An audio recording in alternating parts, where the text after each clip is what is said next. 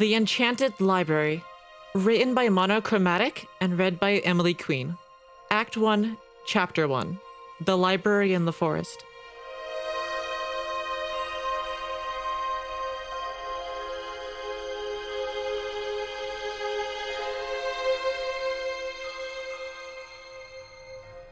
Rarity did not believe in fairy tales.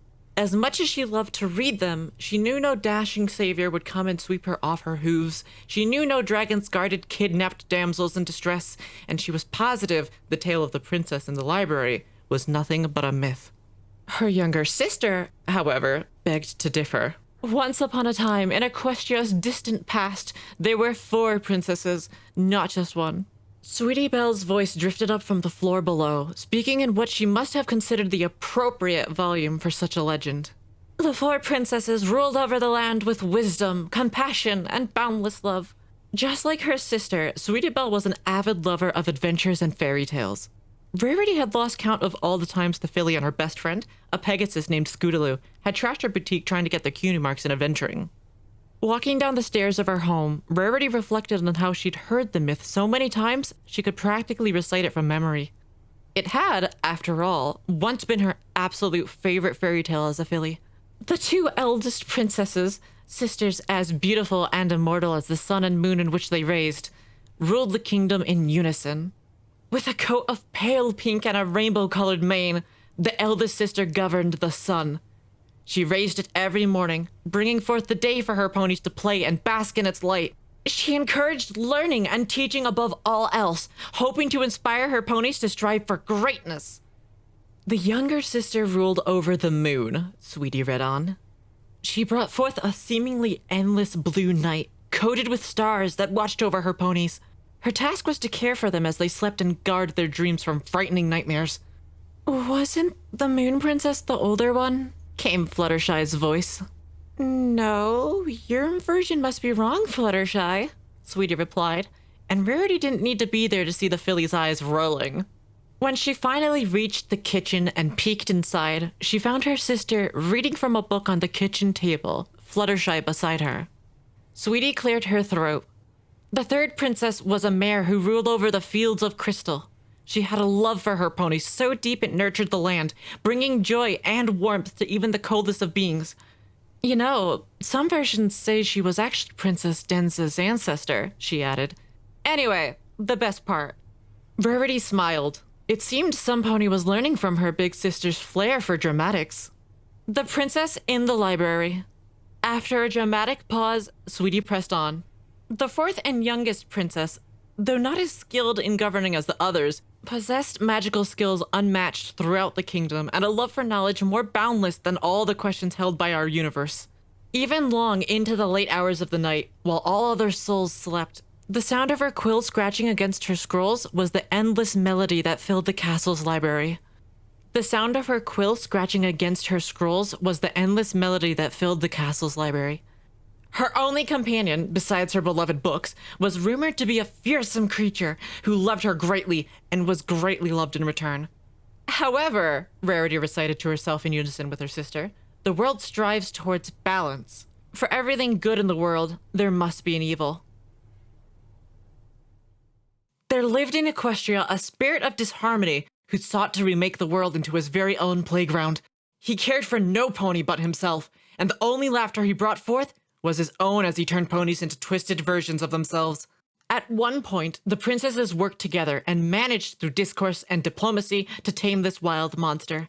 They made peace, and the spirit of disharmony was appeased for a time. Life went on. The 4 princesses ruled in peace and harmony, and the spirit was allowed some mischief as long as no pony was harmed. That was until one terrible day, a great offense was made toward the spirit of disharmony, and calamity befell the land. Sweetie, that's a nice story, but we really have to start getting ready, Fluttershy gently reminded. But the part where he traps them is coming up now! The poor princess, with a forest around her and trapped in her library, forever! Sweetie Belle stomped her hoof on the table for emphasis, startling the yellow Pegasus pony. And you know what they say about her, she continued, lowering her voice and glancing conspiratorially from side to side. I think I'd rather not. They say that if you press your head against a certain tree in the Everfree Forest. Sweetie Belle climbed on top of the table. She slowly moved toward Fluttershy, maneuvering around the fabrics and ending up standing directly in front of the Pegasus. If you listen very carefully, you might be able to hear. Without warning, she loudly stomped both forehooves on the table. Her shrieks of despair! Sweetie Belle, get off the table this instant! Standing under the frame of the kitchen door, Rarity scowled at her younger sister and her atrocious lack of manners. It didn't help that Sweetie Belle was standing all over the fabric she needed for the upcoming spring line. Honestly, even Opalescence behaves better than you do. The filly, miffed at having her storytelling interrupted, climbed down from the table. Fluttershy bit her lip. Rarity? You're sure that the search won't be in the forest, right? She asked, ears flattening against her head. I don't want to have to protect the children from shrieking ponies. Come now, darling. It's just a fairy tale. You don't really believe there's a ghost under a tree in the Everfree Forest, now do you? Rarity asked, sitting next to Fluttershy and ignoring Sweetie, who'd lifted her hooves to her face in imitation of a shrieking, tortured soul. When Fluttershy replied with a very subtle nod, Rarity shook her head and focused on gathering up the cloths on the table. Well, I certainly don't believe it, but nonetheless, I promise you that no pony will be hiding in the forest this year. Aw, this is why you shouldn't have organized Seeking Night this year. You're no fun at all, Sweetie Belle lamented, resting her chin on her hooves. Why couldn't I live in Hollow Shades? They always have theirs in the forest. That's because Hollow Shades doesn't have timber wolves living in their forest, Rarity pointed out, floating a quill and notebook over from the kitchen counter. She then pointed the tip of the quill toward her sister. Would you like to be chased by timber wolves on Seeking Night? Sweetie Belle looked away, mumbling under her breath. I like seeing you chased by Tim. Rarity is right, Sweetie Belle. Fluttershy chimed in, trying to appease the tension between the two sisters. It's much safer to organize the search in town, and it is much more fun. Remember the time the Apple family organized it? But I want to look in the Everfree Forest. I told Scootaloo you'd organize the search there. Sweetie Belle protested, banging her hooves against the table. What if the reason no one has ever found the library princess is because Everypony's too afraid to look in the Everfree Forest? Oh, Sweetie. Sweetie Belle banged her hooves against the table again. I'm serious. Think about it. Ponyville doesn't have a proper library. We just have the books we can borrow from Town Hall. What if the princess's library was our library, but we lost it because the spirit grew Everfree around her? Huh? I really don't have time for this, Rarity said, writing down a list in her notebook. After a moment, she glanced up at a clock hanging on the wall and gasped with the hands pointing directly downwards. It's 6 already! She quickly got up from the table and trotted toward the kitchen's exit, her notepad floating behind her. Fluttershy, darling, I have to check the rest of the preparations. Please have your group waiting outside Town Hall at 7 o'clock sharp. And make sure Sweetie Belle and her friends don't canter off into the forest. You're no fun, Rarity. Tough. No pony knows for certain what brought such anger to the spirit of disharmony. Some legends say he wished to take over the kingdom, while others claim his peace treaty with the princesses was broken when they denied him a simple request. After his initial anger had subsided, he apologized to them, claiming his intent to overlook the transgression he felt had transpired. The princesses, clever and as wise as they were, doubted his sincerity and tasked themselves with retrieving the only magical weapons that could defeat him. However, when they reached the hiding place of the magical gems, they discovered they had been stolen by the spirit. He scattered the precious gems across the land, leaving them only the one that rested inside the crown of the youngest princess. The kingdom in peril, the 4 princesses devised a plan to find the stolen gems and defeat the villainous spirit of disharmony. The princess of love and kindness was to stay in the capital's castle, ruling in the other's stead and preventing fear and discord from entering the hearts of ponies. The other 3 princesses set off on a journey to retrieve what had been lost, traveling in 3 different directions around the kingdom. Unbeknownst to them, he followed them during their quest and plotted against them. Rarity made her way toward the front door and stepped out of her boutique, taking in a deep breath at the sight of the setting sun. Time was running short. She only had 1 hour to make sure the preparations for the yearly celebration were in order, and she'd be damned if she let all her hard work go down the drain. It wasn't every year she was selected to organize Seeking Night, after all. Ponyville was not the trendiest of Equestria's towns, and Rarity was determined to change that. Preparations had gone quite smoothly, at least. The couple running the local bakery had been in charge of the food for after the event and had somehow finished it all in time despite being only 2 of them. The weather, too, was perfect for the event, even if Diamond Dusk hadn't cleared the clouds as fast as he said he could. She knew no pony in Equestria could possibly clear the sky in 10 seconds flat, Rarity.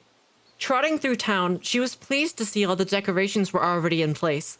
Strings of purple and orange lights decorated the walls, as well as paper lanterns bearing 4 cutie marks, a full moon, a sun partially covered by a cloud, a ruby heart, and a book. It was impossible to know the cutie marks of the 4 princesses of legend, so every equestrian town had come up with their own interpretations. Rarity! Turning around, Rarity noticed a light pink unicorn galloping toward her. A crown and a rural wig were bouncing on the mare's head, and Rarity was aghast to see the yellow cape she'd made dragging on the ground. Spring! Rarity exclaimed, waiting until spring showers caught up before starting her scolding. Darling, honestly, you need to be careful with the costume. The bottom is dirty now. She lit up her horn and used a spell to clean the cape, then adjusted the collar and silver horseshoes she was wearing. The shoes were embedded with several circular yellow gemstones Rarity had found herself. Sorry, Rarity. I'm a bit nervous, she admitted, adjusting the crown and wig. She then glanced toward the sun and cloud-shaped cutie mark on her cape and gulped. I'm hiding between the music shop and the grocery store, right? Correct, Rarity said, levitating a satchel from her saddlebag filled with gems to give to Spring showers. And don't forget your elements of harmony. Spring took them and nodded. After a moment of silence, she spoke up again. You know, I've wanted to be the Sun Princess ever since I was a filly. Rarity smiled. I'm sure you'll be a fetching princess, Sunny. The first to succumb to the spirit's ploy was the elder sister, the strongest one. He knew she'd have to be the first one to take down. The Sun Princess valiantly fought against the spirit from dawn until dusk, ultimately letting her guard down when the spirit lied and said he'd already gotten to her sister. Her brief moment of weakness allowed him to trap her in a cave near a raging waterfall, cursed to live for eternity as a spirit in a place none were ever to find. But that wasn't enough to satisfy him.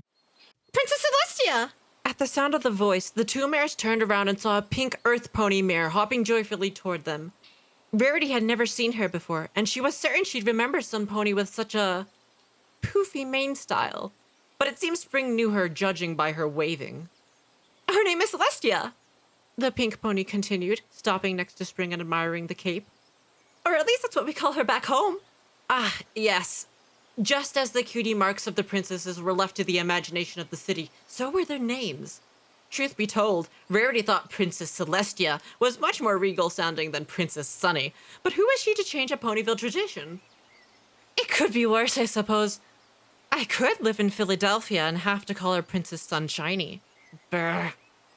Pinkie Pie! Spring exclaimed, smiling broadly at the mare. I didn't know you were staying in Ponyville to see the celebration. I thought you went back home to Hollow Shades yesterday.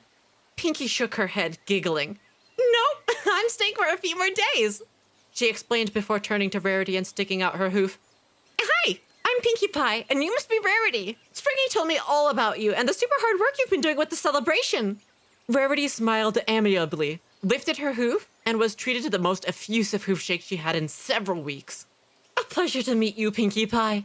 I'm delighted you're staying in Ponyville for the festivity. The more the merrier, as they say. As she greeted her, Rarity noticed Pinkie wearing something around her neck. A black circular pendant hung from a silver chain, a crescent moon painted in its center. How pretty, she thought, remembering the residents of Hollow Shades were quite fond of the legend of the 4 princesses, but most especially the Moon Princess.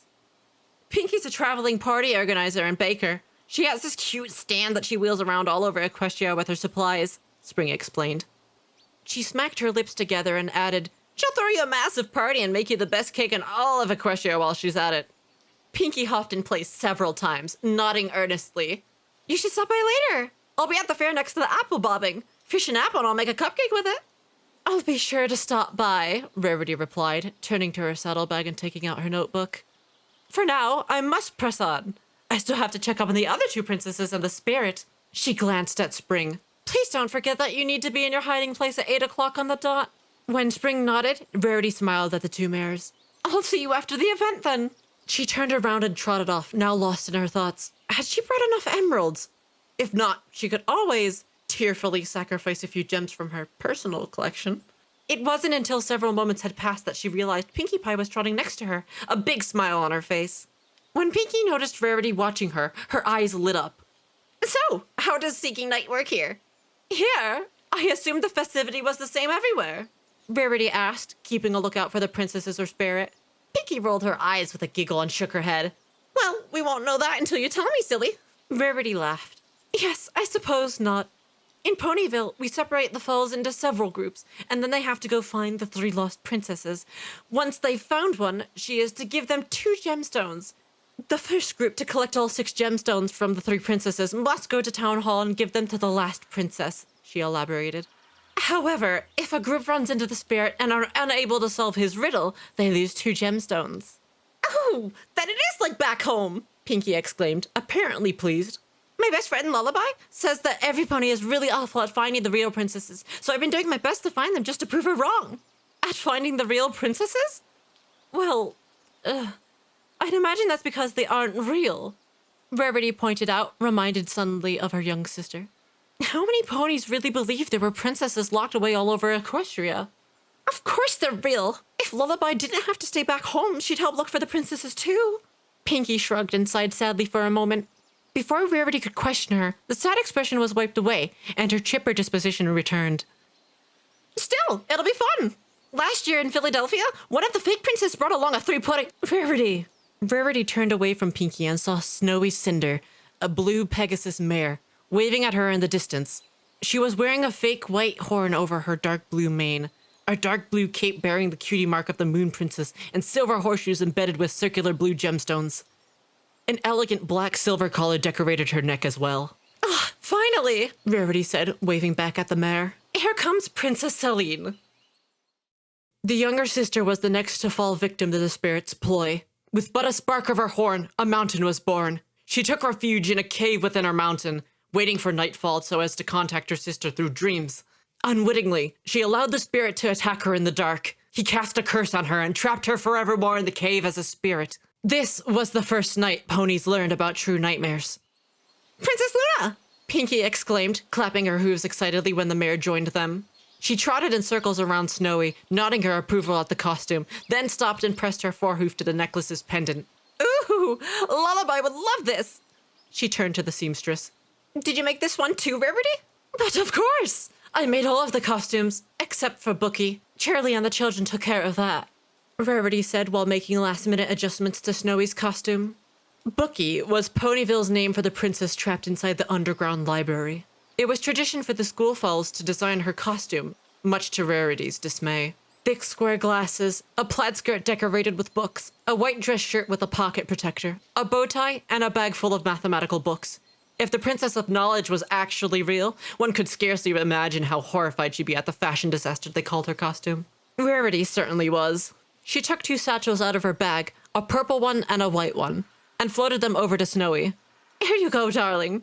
The white one is yours, and since you'll be near Sunset Twinkle, could you give her the purple one? Sweet Denza, her costume is really something else. Snowy giggled, taking the 2 satchels before sighing wistfully. I don't think Smoky Cinder and I have laughed that much since Mare tripped on her way to the podium during last week's town assembly. Oh, if you're going to see her, can I come with you? Pinkie asked, letting go of her necklace. I like seeing all the costumes. In that case, I'd better meet up with Mare. Time was running out, and Rarity still had to make sure the politician was all dressed up and ready to go. The event is about to start, and it won't be long before the children are all gathered around Town Hall. Hopefully, that included Sweetie Belle and her little friend. Rarity was quite fond of Scootaloo, but she was sometimes a bit too supportive of Sweetie Belle's ideas. Nevertheless, as excited as the filly had been to look for Princess Bookie, Rarity knew her sister would never be brave or foolish enough to actually wander into the Everfree Forest with her friend. She hoped. The youngest princess sought out the answers in the pages of her beloved books. She hid in a secret library of her own design, buried underneath a growing oak tree in a barren land between a small village and a mountain. However, mere days before she planned to leave on her quest, a nearby villager revealed her location to the spirit, who had been disguised as a traveling pony. 30 minutes later, half of Ponyville gathered in front of Town Hall, where Rarity watched from behind the curtains as Princess Cadence, also known as Mare, greeted the groups of fowls all raring to get started. A little farther away from the crowd, she could see older ponies touring the different little stands that had been mounted earlier that day. All kinds of treats, souvenirs, and games were available to those who were no longer young enough to partake in the festivity. The smell of cotton candy, roasted chestnuts, and other sweet delicacies wafted through the air. Laughter and sessions came from the crowd, mixing in with the music a local DJ was providing. A little farther south, she spotted a quaint stand next to the apple bobbing. She couldn't help but be impressed by how fast Pinkie took out tray after tray of cupcakes, brownies, and cookies from under her stand. The number of ponies waiting in line for her treats, however, was more impressive still. Maybe the cake should consider asking her to work at Sugar Cube Corner. Now, as you all know, if the spirit catches you in a group, he'll take away 2 elements and you'll have to go get them again. Mare explained, pointing to the white stallion next to her, who was wearing a fake claw and fake paw on either forehoof respectively. Mare adjusted the pink wig on her head before asking any questions. While the mare answered the foal's questions, Rarity took a moment to search for the group Fluttershy would be supervising. She could hardly wait to see the excitement on Sweetie Belle's face at the surprises Rarity had prepared for the event. She scanned the crowd and finally found her dearest friend Fluttershy looking unusually excited. The yellow Pegasus was jittering in place, barely paying any attention to the foals gathered in a circle around her. She absent-mindedly played with her mane and kept glancing toward the market behind her, as if searching for some pony. If Rarity didn't know Fluttershy so well, she would have shrugged off the mare's odd behavior and moved on with the event, except she knew her friend as well as the bottom of her hoof. And that behavior could mean only one possible thing. She immediately turned her gaze to the foals crowded around Fluttershy. Every group was supposed to consist of 9 foals and 1 pony. Through narrowed eyes and with growing anger, she counted. 1, 2, 3, 4, 5, 6, and 7. Oh, that filly's never going to hear the end of it, she hissed, using every ounce of willpower not to scream out Sweetie Belle's name loudly enough for all of Equestria to hear. If those fillies went into the Everfree Forest, she didn't even want to think about what that could mean. Timberwolves, manticores, cockatrices. She was starting to regret having asked Fluttershy what creatures could be found in the forest.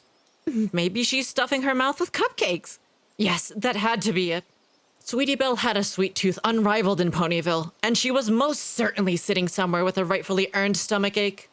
With as much discretion as possible, she left her spot behind the curtain and trotted down the podium toward Fluttershy, ignoring the questioning look the crowd gave her.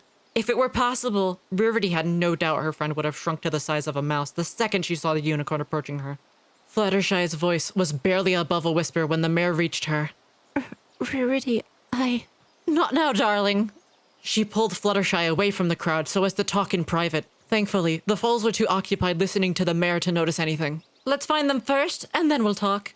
As heartfelt as they'd be, there was no time to stand there listening to Fluttershy's apologies. When was the last time you saw Sweetie?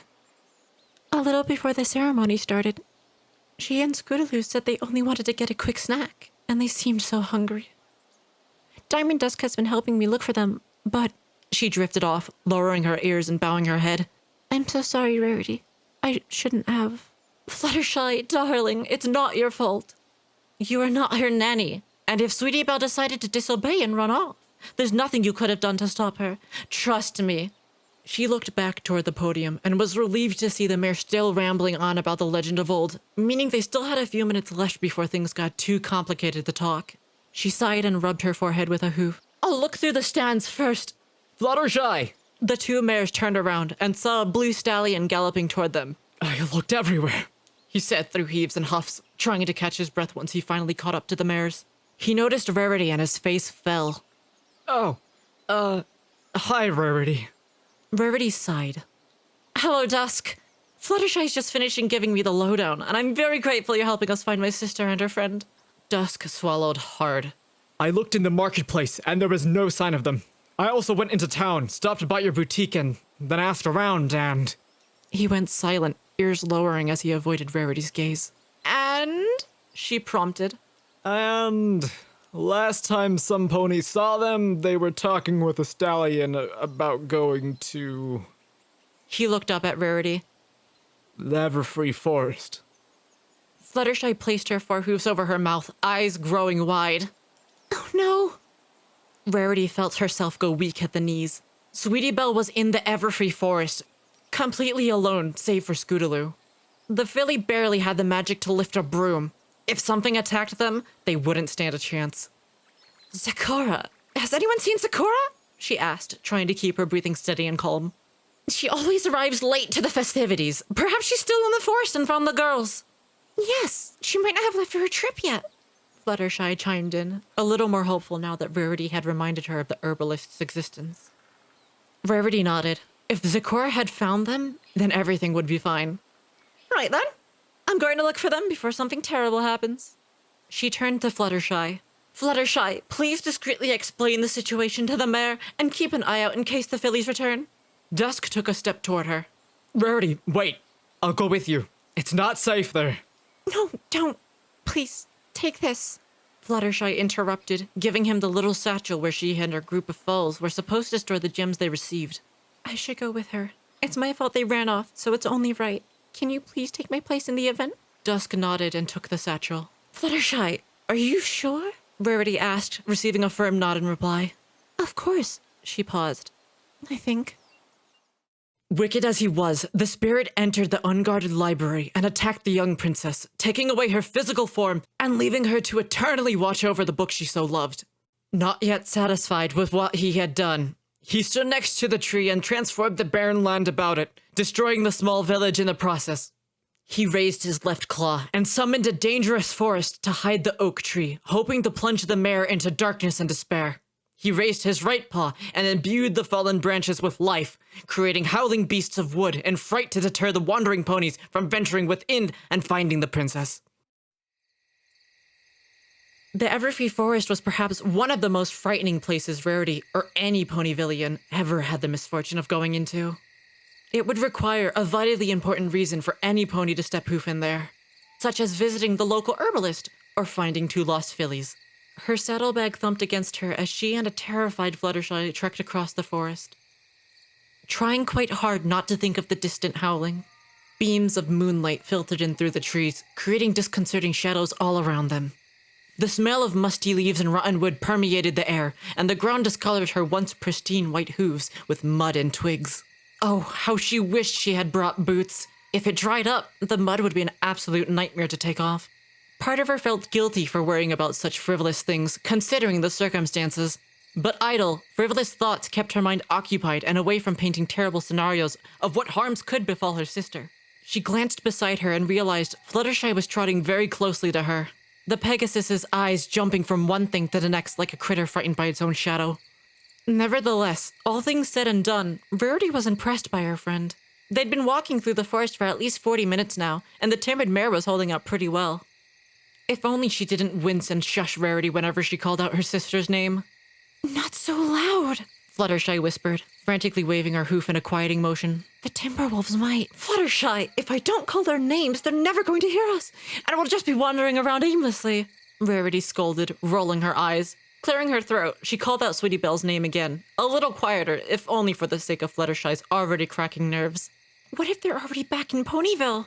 Fluttershy continued, maneuvering around the rocks and questionable mounds of dirt. Maybe we should go back and check. Diamond Dusk already promised to come look for us if they came back. Rarity pointed out, looking through the seemingly endless rows and rows of trees and hoping to catch a glimpse of light gray or orange, or both at the same time preferably. She was so busy looking to either side, in fact, that she failed to notice she was headed straight for a large hole in the ground. What if he gets lost trying to find us? Fluttershy pressed on, looking at her sides and also failing to notice the absence of ground several feet away.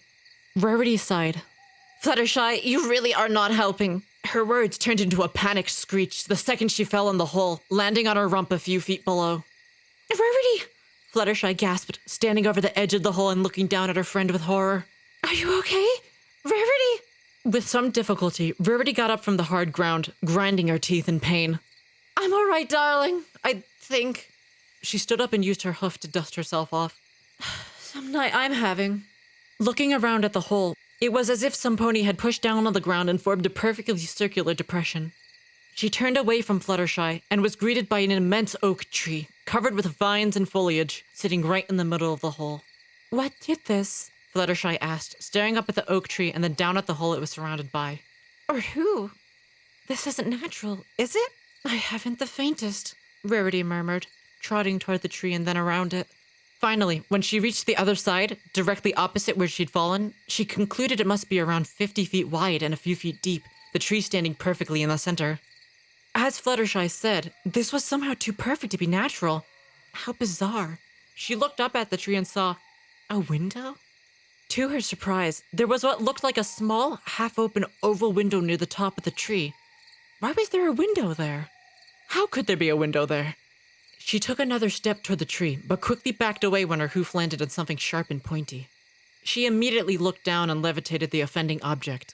A tarnished metallic black tiara. Rarity? Fluttershy called out from the other side of the tree.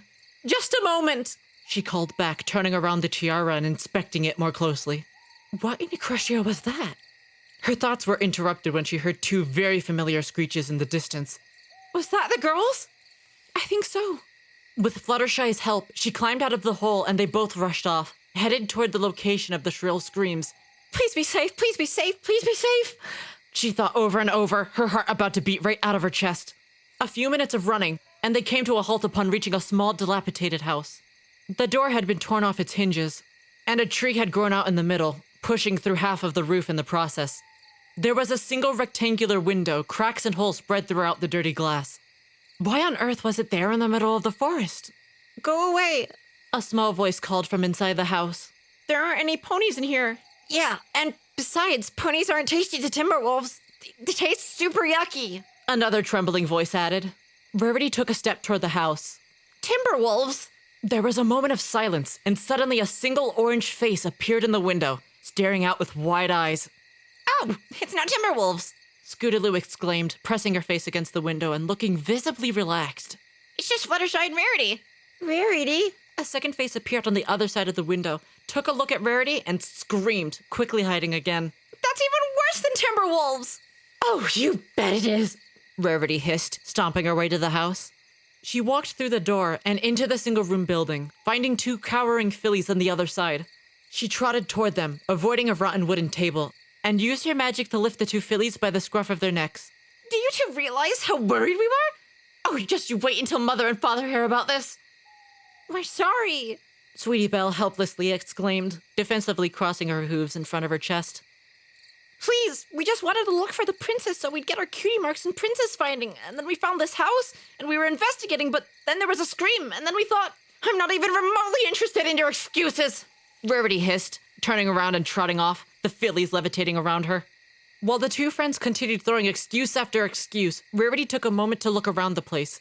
Papers, ripped fabrics, and all kinds of rudimentary-looking objects were strewn across the floor, and a tree had practically grown through the house.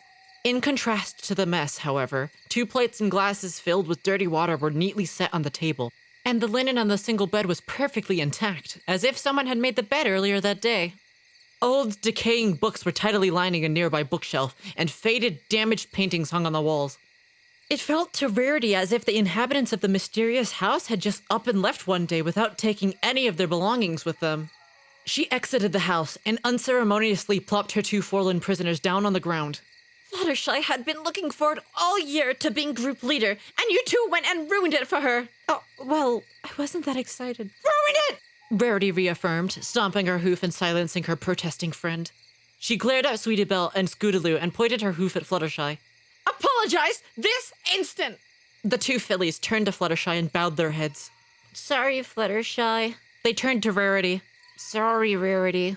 Rarity merely harumphed in reply, whereas Fluttershy smiled kindly at them. I'm just glad we found you safe and sound, she reassured, patting both their heads affectionately. She then turned around and brightly exclaimed, Now we can go back. Aww. Rarity was about to agree with the idea, but images of the window and the tree and the odd tiara flashed through her mind. Her curiosity had been piqued, and now that they had come all this way, surely it wouldn't hurt to quickly go back and take the tiara, right? A good thorough cleaning should have it looking brand new. Wait a moment, there's still something I'd like to go see, Rarity said. She looked around and saw a light in the distance. Perfect. Look, Zecora's hut is over there, and she seems to be home. Why don't you and the girls head back to Ponyville while I go fetch Zecora once I'm finished with what I have to do? But what do you have to do? Fluttershy asked, her previous chirpy disposition all but gone. Rarity, I don't like this. Please, let's go back together. Rarity smiled at her. Fluttershy, darling, I won't be long. Really, besides, there are some things I need to discuss with Zecora. I'm not sure how long it'll take, so I'd rather you return home so Mayor won't be too worried. She turned to the two fillies, who looked back at her with twinkling eyes and ecstatic smiles. And before you ask, no, you cannot come with me. Aww.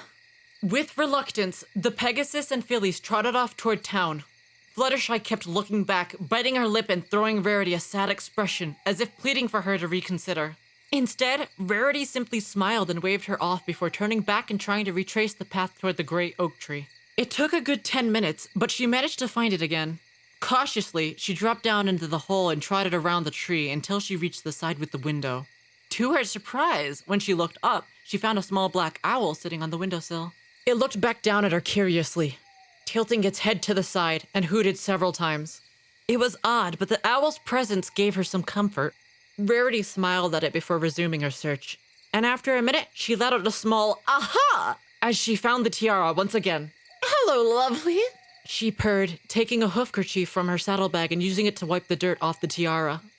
Wait until you're all cleaned up. You're going to look fabulous with the ensemble I'm planning. Another hoot from the owl distracted her, and she looked up at it, reminded of the other thing she was curious about. Her eyes traveled down the bark of the tree, hoping to find another window or clue to the tree's odd nature. Finally, near the bottom, she noticed a rectangular object stuck to the bark. After putting the tiara inside her saddlebag, she made her way to the tree, the owl watching silently from above. She realized there was some sort of metal commemorative plaque nailed into it, but the inscription was hidden beneath a few layers of dirt, dust, and mud. Since her hoof kerchief was dirty already, Rarity used it to carefully wipe away the filth, and after a few delicate strokes, the words on the plaque became visible. When she squinted her eyes to read them, she felt her heart skip a beat.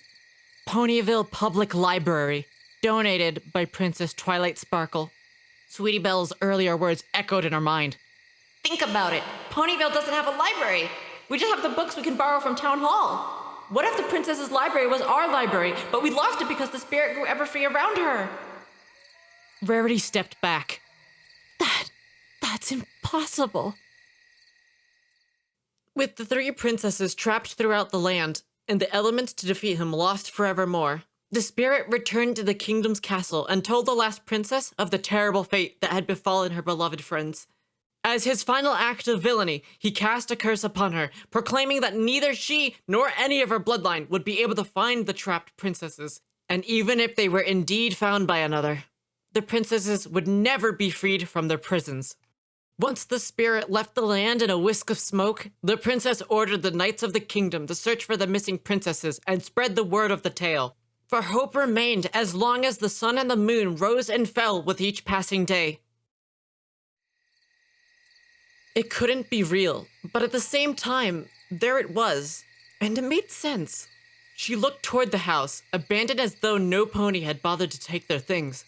Or maybe they simply didn't have time to take them. Could the old legends be true?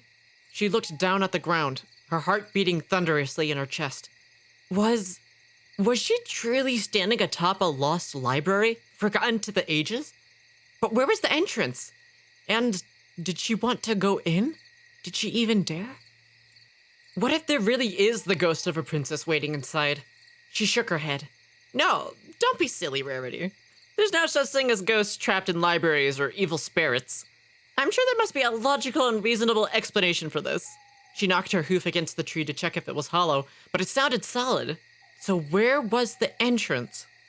With a few steps to the side, the ground beneath her hooves changed from soft dirt to wood. She looked down and, brushing loose dirt away with her hoof, realized she was standing on a worn-out wooden trap door. She took several steps back and stared at the spot, her mind a complete blank.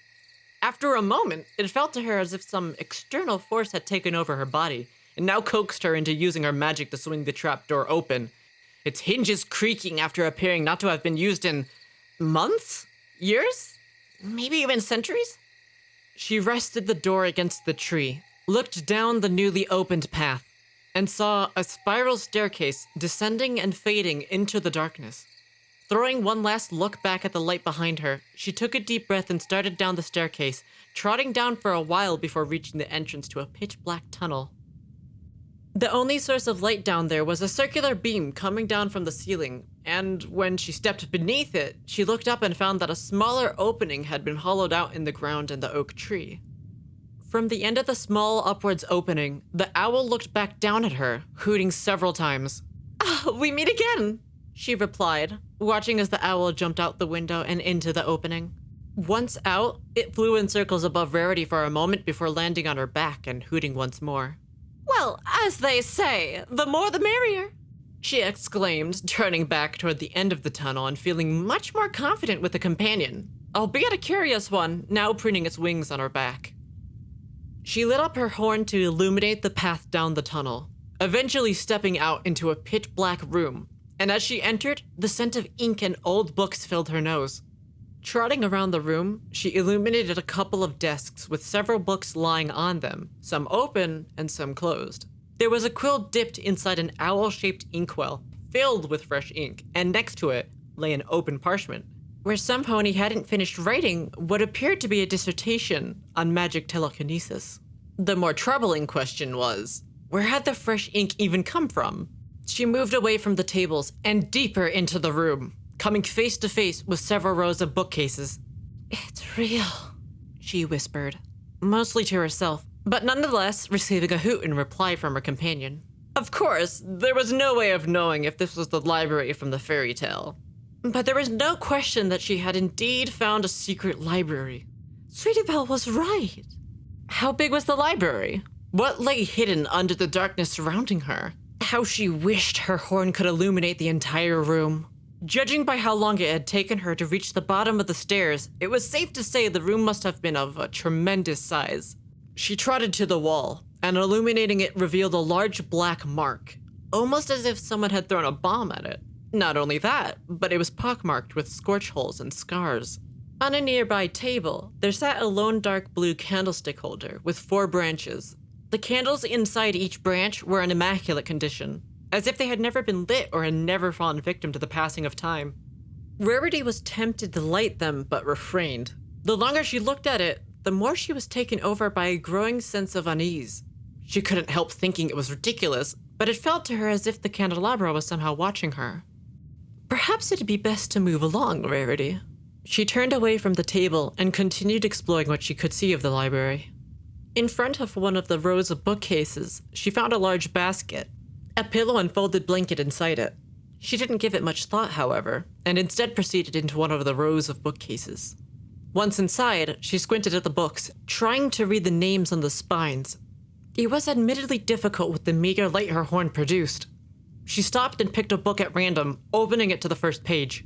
A Study of Dreams and Magic, Volume 9.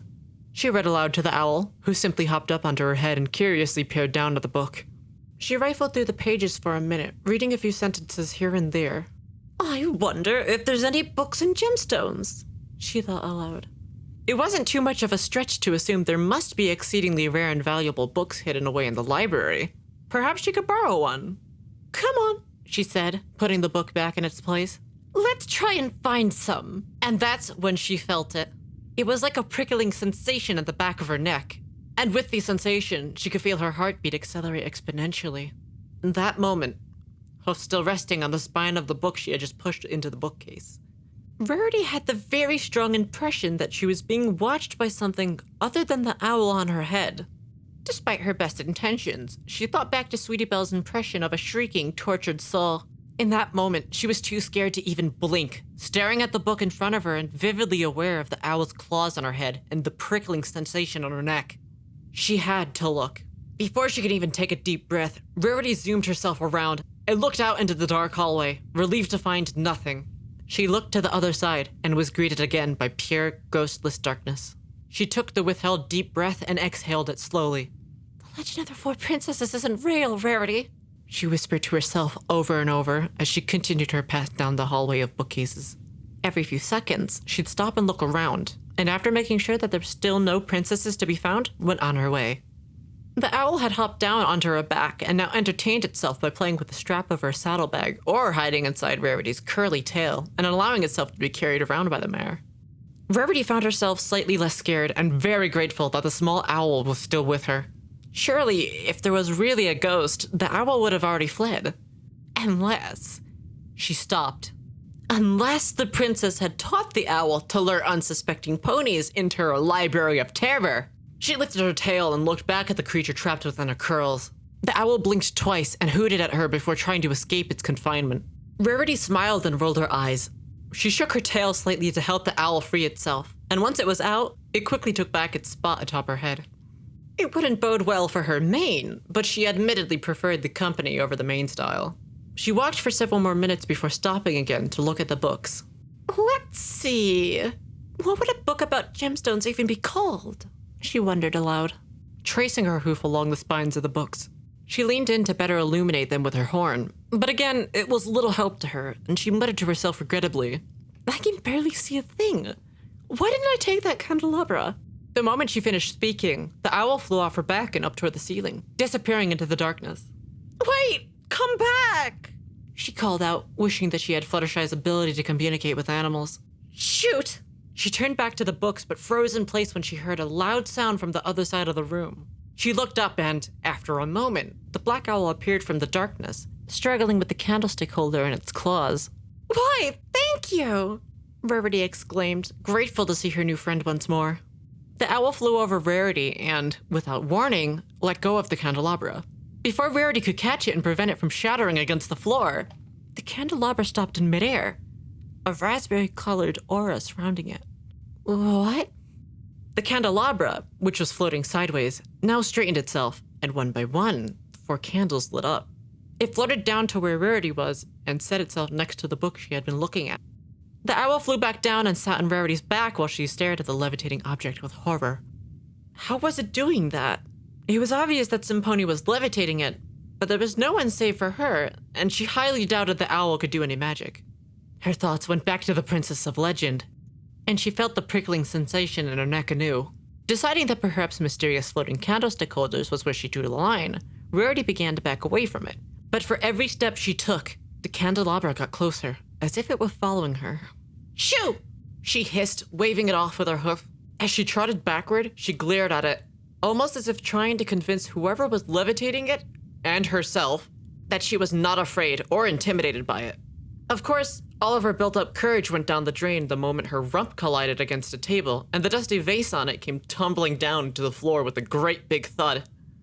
Rarity let out a shrill scream and ran off into the maze of bookcases, frenetically trying to find the exit and spurred into running faster by the fact that the candelabra was still floating after her. It certainly didn't help that, when she looked at the bookcases as she ran, she had the misfortune of seeing some pony on the other side through the gaps in the books, running at the same speed she was. For a brief moment, the figure turned to look at Rarity, and left imprinted in the unicorn's memory the image of 2 penetrating violet eyes. Finally, after an eternity of running and screaming, she saw the entrance of the library in the distance. The only thing standing in her way to freedom were 3 towers of books stacked directly in her path to the door. Fortunately, it was only a matter of quickly maneuvering around them and running into the tunnel. Unfortunately, she couldn't see a thing in the dark, such as the owl flying beside her or the books on the floor. With a yelp, she tripped over the large tomes a few feet away from the towers of books and rolled forward until she collided with one of them. Her saddlebag opened during the impact, and its contents, a fashion magazine, some makeup, loose sheets of paper, and the tiara, came flying out. Before she could react, the 3 towers tilted toward her, and she could only cover her head and wait for the inevitable rain of dictionaries, encyclopedias, and textbooks. She waited, and waited, and waited some more, until half a minute had gone by, though it felt like an eternity, and she had yet to be mercilessly pummeled into unconsciousness by an army of knowledge. She opened one eye and looked up to find the books floating in the air, each one enveloped in the same magical aura as the candelabra. It wasn't until she looked away from the books that she finally saw her. A mare, standing on top of a bookcase, staring intently at the floating books.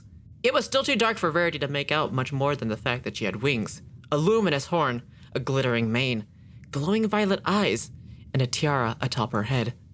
In other words, she looked quite like a princess. Star? She said. Light, please. Rarity had been so transfixed by the sight, she almost didn't realize the mare had spoken. The candelabra circling Rarity floated up toward the ceiling and came to a stop right on top of the maze of bookcases. There was a bright flash of light, and a wide-eyed Rarity watched as the candelabra transformed itself into an enormous chandelier.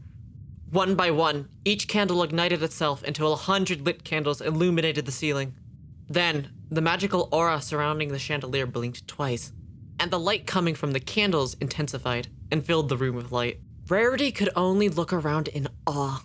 Rows and rows of bookcases were spread out in front of her. At the end of the room, she could see a silver spiral staircase, leading to a floor below where there were presumably even more books.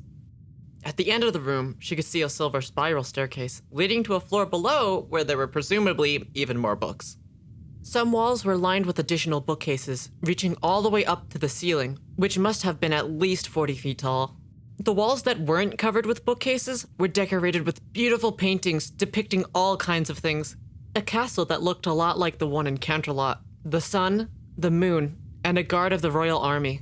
There were also several grayscale paintings, including one of a baby dragon sleeping, and one of the library itself. Of course, nothing in the library was nearly as stunning as the mayor living in it. The princess in the library. An ethereal aura surrounded her pale lavender-colored coat, which had a sheen that rivaled Rarity's own after a full day at the spa. To Rarity's envy, her sapphire blue tail and mane with violet and rose streaks not only quite literally flowed with magic, but also seemed to be sparkling. Her wings were now tucked neatly to her sides. She wore a gold collar and gold horseshoes, and on her head rested a gold crown studded with sapphires and a magenta star-shaped gem that looked exactly like the cutie mark on her haunch. It was only when Rarity saw the princess's cutie mark that she looked further down and realized she was floating over the bookcase and not standing on it. Oh dear. The small black owl landed on the bookcase, right next to the princess, and hooted twice at her. A spark of magic shot out from her horn, and the books floating above Rarity zoomed away and disappeared inside the maze of bookcases. Rarity could only guess they had been put back in their respective places. Once the books were gone, the princess blinked twice, and after the second blink, her eyes returned to normal. And so, as years and then centuries passed, the words of the spirit rang true, and the princesses were never found, their tale becoming lost to the ages and nothing more than a bedtime story for fowls.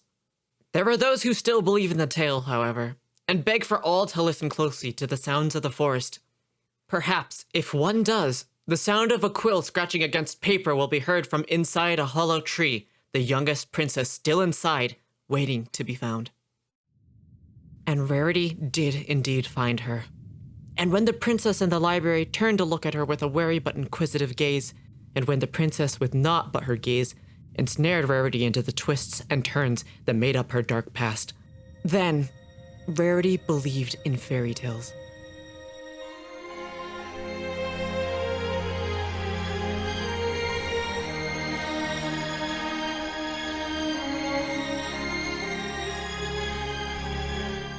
The Enchanted Library was written by Monochromatic.